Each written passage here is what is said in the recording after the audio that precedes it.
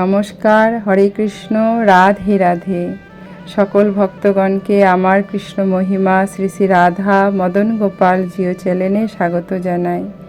আমার গুরুদেব প্রভুপাদ শ্রী স্বরূপ গোস্বামীর আতুল চরণে ভক্তিপূর্ণ প্রণাম, মাতা পিতার চরণে প্রণাম, সকল সাধু গুরু বৈষ্ণব ভক্তগণের চরণে প্রণাম জানিয়ে আজকের ভিডিওটি শুরু করছি।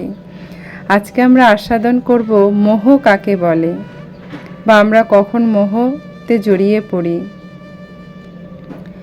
তাই বলছেন ভগবান, নিদ্রা ও আলস্যের বাহুল্য, অন্তঃকরণ, ইন্দ্রিয় সমূহে চেতন শক্তির লয় হওয়াকেই এই স্থানে মোহ বলা হয়েছে।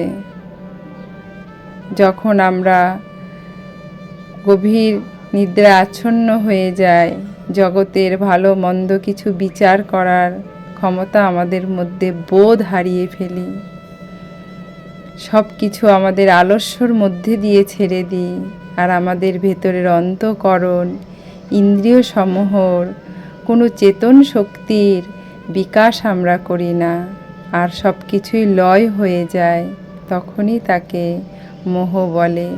আর মোহ মানেই হচ্ছে আমরা অন্ধকারে পতিত হয়ে যাওয়া, মোহাচ্ছন্ন হয়ে যাওয়া।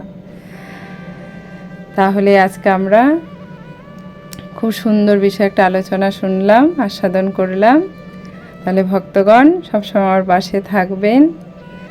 আমি অধমা অবুঝ, কিছুই জানি না, যতটুকু গুরু কৃপায় জানি, গুরু সান্নিধ্য এসে আপনারা আমার পাশে থাকবেন। আমরা যেন এইভাবে আমি যেন এগিয়ে যেতে পারি। হরে কৃষ্ণ, রাধে রাধে। ভিডিওতে লাইক শেয়ার সাবস্ক্রাইব করবেন। হরি বল, রাধে রাধে।